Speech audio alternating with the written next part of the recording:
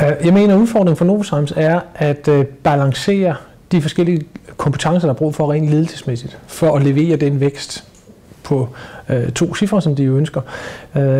Novozymes er rigtig, rigtig dygtige på innovation og på det at være explorative, det at kigge ud af, det at kigge på muligheder.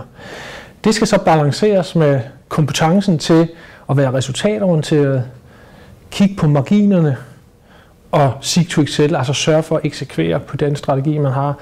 Og når man vækster og udvikler sig i øvrigt globalt med mange nye ting, så tror jeg, det stiller helt særlige krav til den her balance i ledelsen. Og det er også det, med glæde noterer mig, at Novozymes jo kigger på deres ledelse, både strukturelt i forhold til diversity, i forhold til sikring af en ny ledelse i fremtiden, men også indholdsmæssigt i forhold til, hvad deres ledelse skal kunne.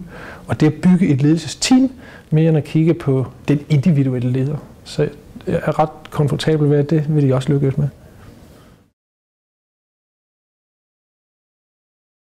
Ja, det er rigtigt. Vi har igennem det sidste halvårs tid, både med interne kræfter og med eksterne kræfter, og gennem dialog med mange ledere, der har vi defineret sådan et rammeværk for, hvad et ledelsesteam kollektivt skal rumme. Og vi har peget på 6 forskellige roller. Så der skal være nogle roller omkring innovation, det at være explorative, det at kigge ud af, det at kigge på muligheder, og så også det at være en storyteller, det at bringe energi omkring de her muligheder. På den ene side.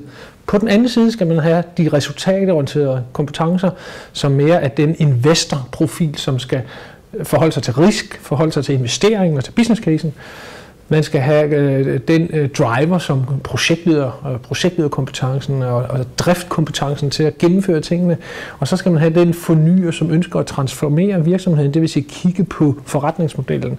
Og det er den analyse, som vi så har dokumenteret i et rammeværk, og som vi får meget, meget positiv feedback på i markedet, som understøtter virksomheder, som ønsker at vækste.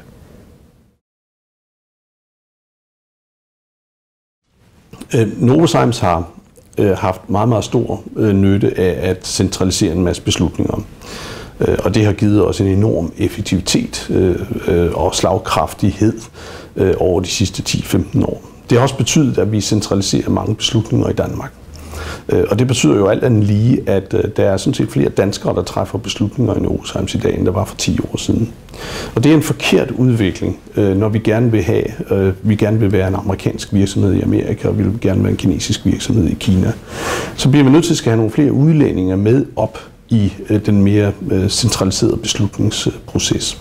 Så derfor har vi sat fokus på at få flere udlændinge med, og vi har jo selvfølgelig også set, det har vi faktisk vidst et stykke tid, at der er alt for få kvinder i toppen af Novozymes, så det gør vi også noget ved.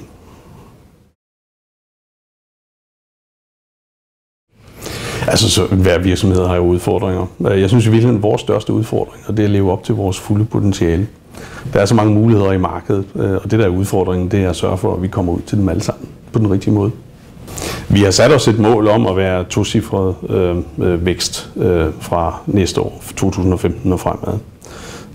Og det, altså, nu er vi jo børsført, så jeg skal jo passe lidt på, men vi har i hvert fald ikke fortalt markedet, at vi ikke når det endnu, så det regner vi jo stadigvæk med at gøre.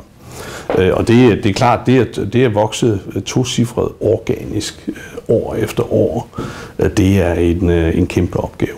Men jeg tror, vi klarer den.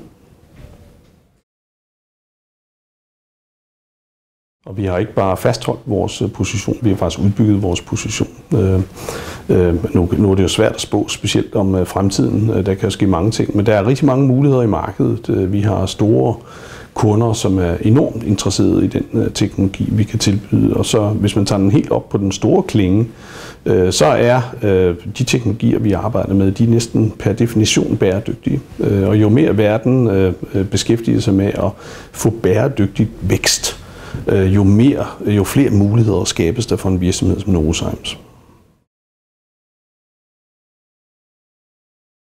Det har vi gjort, fordi vi synes, der var en anden måde, vi kunne arbejde på, som ville give mere innovation, specielt for innovation hurtigere ud til vores kunder. Så det hele har handlet om, hvordan vi kunne organisere os lidt anderledes omkring vores kunder og få mere fokus på samarbejdet med vores kunder. For de samarbejder gjort dybere, for nu at bruge det billede.